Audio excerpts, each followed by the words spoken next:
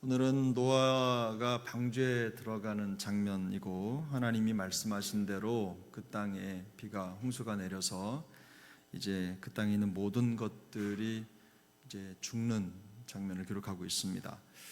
노아가 순종의 사람이었다는 것을 기억한다면 오늘 본문은 그 순종이 맺은 열매를, 그 결과를 기록하고 있는 것이죠. 노아가 600세 되던 해에 하나님은 노아와 그 가족들 그리고 모든 생물들을 방주로 이끄셨습니다.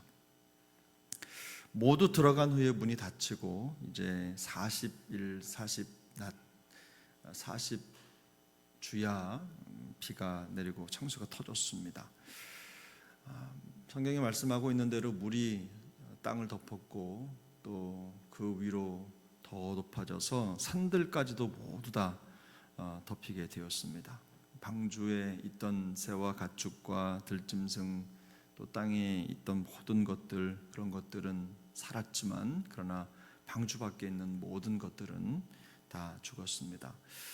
여기 보면 종류대로라는 말이 계속 반복해서 등장하죠. 하나님이 천지를 창조하실 때 종류대로 창조하셨는데 그 모든 것들, 죄가 이 세상에 관영해서 어느 한 곳도 죄의 영역을 벗어날 수 없을 만큼 사람에게로부터 타락하고 오염됐다는 것이죠. 그래서 그 모든 것들이 다 죽었다. 성경은 이렇게 말씀합니다. 하나님이 모든 것을 멸절시키겠다고 하셨던 그 말씀대로 이 땅에 그런 진노가 임한 것입니다. 정말 부패하고 포악한 땅의 모든 것들이 사라진 것이죠. 생각해 보면 당시 사람들은 노아를 비웃었겠죠. 비웃고 조롱했을 것입니다. 또 노아가 방주에 들어가고 나서도 일주일 동안 비가 오지 않았기 때문에 사람들은 멀쩡한 땅에다가 큰 배를 지어놓고 거기에 동물들이 들어가고 노아의 식구들이 들어가고 7일을 거기에서 기다린다는 것 자체를 보고 매우 조롱했을 것입니다.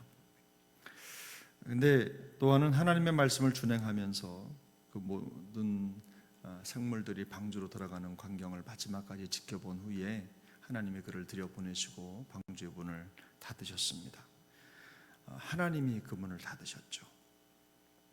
우리가 이 방주 사건을 가만히 들여다보면서 생각해야 될 여러 가지가 있는데요. 사실 이 방주 사건은 예수 그리스도께서 이 땅에 재림하실 그 날에 대한 밑그림이죠. 우리로 하여금 그 마지막 날을 바라보도록 하는 하나의 이정표 같은 아주 중요한 사건입니다. 그때가 언제인지 아무도 모르지만 우리 하나님, 우리 주님께서 예비하신 그날 예수 그리스도는 반드시 이 땅에 오실 것입니다. 하나님의 심판이 반드시 이루어질 것이고 그날도 이 방주에서 있었던 것처럼 노아와 그의 가족들이 살아남았던 것처럼 그날에도 하나님께서 택하여 세우신 하나님의 사람들, 그리고 하나님 복음을 받아들인 사람들, 소위 말하면 하나님의 말씀을 듣고 순종하여 살았던 사람들만 남고 나머지는 다 없어질 것입니다. 그러면 우리가 이런 엄정한 마지막 날의 현실을 직면하고 있는데 우리로서 우리에게 주어진 마지막 날의 순간들을 어떻게 살 것인가가 우리에게 주어진 숙제겠죠. 오늘 우리 한번 본문 15절 16절 한 번 더 읽겠습니다. 15절 16절 말씀 한 번 더 읽습니다. 무릇 생명의 기운이 있는 육체가 둘씩 노아에게 나와 방주로 들어갔으니 들어간 것들은 모든 것의 암수라. 하나님이 그에게 명하신 대로 들어가매 여호와께서 그들을 들여보내시고 문을 닫으니라. 아멘. 방주로 들어가는 이 노아의 마지막 뒷모습을 바라보면서 우리가 좀 생각해 봐야 될 것들이 있는데, 그것은 하나님께서는 자기의 백성을 결코 놓치지 않으신다는 겁니다. 반드시 당신의 백성을 찾으시고 또 구원하신다는 거죠. 하나님이 노아를 보시고 마지막에 그 노아가 들어올 때까지 기다리셨다가 그 방주문을 닫으신 것처럼 하나님은 당신이 택하여 세우신 하나님의 사람들을 반드시 기억하시고 구원하신다. 근데 저는 물론 하나님의 주권 가운데 구원 역사가 이루어지지만 이 마지막 광경을 이렇게 보면서 그런 생각이 들었어요. 하나님 앞에서 노아를 보면 노아의 입장에서는 하나님 앞에 마지막까지 자기에게 맡겨주신 사명을 다하는 거 아닙니까?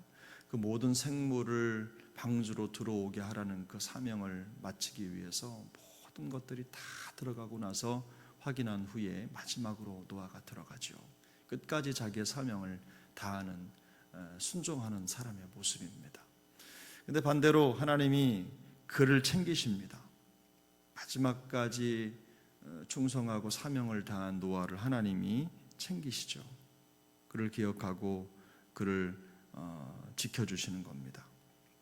저는 이것이 어떻게 보면 우리가 생각할 때 이런 마음 있잖아요. 이심전심.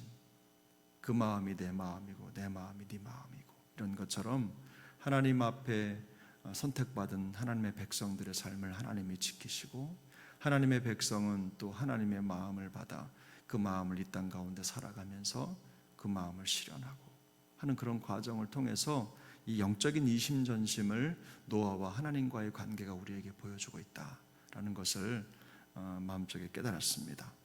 사랑하는 여러분, 어려움은 있을 수 있습니다. 근데 성도는 어떤 상황 속에서도 하나님이 우리를 지켜주신다, 하나님이 우리를 놓지 않으신다라는 그 마음을 가지고 우리에게 맡겨주신 귀한 사명을 끝까지 기억하고 그 믿음의 길을 걸어가야 될 줄로 믿습니다. 순종과 믿음을 견지하는 삶을 살아야 되는 것이죠. 또 한 가지는 성도는 마지막까지 자기 사명에 충성하면서 주님의 오심을 기다려야 된다는 겁니다. 여기 금방 말씀드린 대로 노아는요, 홍수가 오고 있다는 것을 무려 120년 동안이나 사람들에게 알렸어요. 엄청나게 많은 시간 동안 하나님의 말씀을 전하고 들려주었다는 겁니다. 물론 우리 관점에서 보면 노아는 사역에 실패한 거죠. 그 긴 시간 동안 복음을 전하고 하나님의 말씀을 선포했음에도 불구하고 단 한 사람도 돌아오지 않았기 때문입니다. 노아와 노아의 가족만 방주로 들어간 것이죠. 어떻게 보면 참 가슴 아픈 순간이지만 노아라고 하는 한 사람을 통해서 하나님이 순종하는 세대를 일으키시려는 그 하나님의 의도를 우리가 여기서 읽어야 하는 것입니다. 하나님은 이 순종하는 세대를 통해서 다음 세대를 준비하시는 거죠. 여러분이 방주에 들어간 모든 이 세대, 모든 생물들, 짐승들, 들짐승, 가축들 뿐만 아니라 이 사람, 이 숫자를 가지고 어떻게 이 세상에 이렇게 많은 사람이 있을 수 있는가 생각해 보면 우리가 바로 노아의 후손이 아닙니까? 근데 이 과정 속에 하나님이 개입하셔서 순종하는 한 사람을 통해서 하나님의 주권을 나타내시고 이 세상에 그 놀라운 역사를 펼쳐가셨다라는 것을 생각해 보면 순종하는 한 사람의 역사는 결코 약하지 않다라는 것을 알게 되는 것이죠. 그리고 우리가 살아가야 되는 삶의 모양은 바로 노아가 마지막까지 자기의 사명을 다하면서 하나님의 때를 기다렸다는 것, 바로 이것을 놓치지 않는 것이 중요합니다. 저는 어제도 우리 순장님들하고 잠깐 나눴지만 노아가 마지막에 들어가면서 그런 마음이었을 거예요. 그렇게 외치고 또 외쳤는데 누구 혹시라도 자기의 말을 듣고 주님 앞으로 오는 사람이 없을까, 이런 마음을 가지고 뚫레뚫레 마지막에 오는 사람 혹시라도 누가 오지 않을까, 이런 마음으로 뒤를 돌아보지 않았을까, 이런 생각을 해봤어요. 우리가 하나님 앞에서 이런 마음으로 살아가야 되는 것입니다. 예수 그리스도의 복음을 전하고 우리가 전한 복음이 열매 맺기를 기도하면서 또 주님이 예비해 두신 은혜의 그 기회를 놓치지 않도록 우리가 최선을 다해야 되는 것이죠. 물론 우리 하나님께서 그 구원의 방주의 문을 닫으실 것입니다. 그 주권은 하나님께 있습니다. 그러나 그 문이 닫히기 전까지 우리에게 남겨진 사명이 있는 거죠. 수많은 사람들에게, 잃어버린 영혼들에게 복음을 전하고 그들이 방주 안으로, 은혜의 방주 안으로 들어올 수 있도록 도와주는 것, 바로 그 방주로 들어가는 문의 이정표 효과를 우리가 해야 된다는 것입니다. 그래서 주님이 우리에게 주신 사명을 그렇게 끝날까지 감당한다. 우리가 생각할 때, 우리가 믿는 대로 은혜의 날, 심판의 날은 반드시 올 것입니다. 그런데 아직은 아닙니다. 아직은 아니라는 것은 우리에게 할 일이 남아있다는 뜻이죠. 시편 이사야 55장 1절은 이렇게 말씀합니다. 오호라 너희 모든 목마른 자들아 물로 나오라. 돈 없는 자도 오라. 너희는 와서 사 먹되 돈 없이 값 없이 와서 포도주와 젖을 사라. 마태복음 11장에도 이런 말씀이 있죠. 수고하고 무거운 짐진 자들아 다 내게로 오라. 내가 너희를 쉬게 하리라. 이것은 방주의 문을 열어놓고 영혼을 초청하시는 우리 주님의 음성입니다. 우리가 바로 그 주님의 음성이 되어야 되고 그 사람들의 초청장이 되어야 된다는 것이죠. 오늘 하루의 여정도 그와 같기를 소망합니다. 더 많은 영혼들을 그리스도께로 인도하는 일에 우리가 쓰임받고 또 마지막 날을 바라보면서 또 우리의 사명에 집중하고 마지막까지 그 은혜의 고비를 놓지 않는 우리 세종항 모든 식구들 되시기를 예수님의 이름으로 축복합니다. 기도하겠습니다.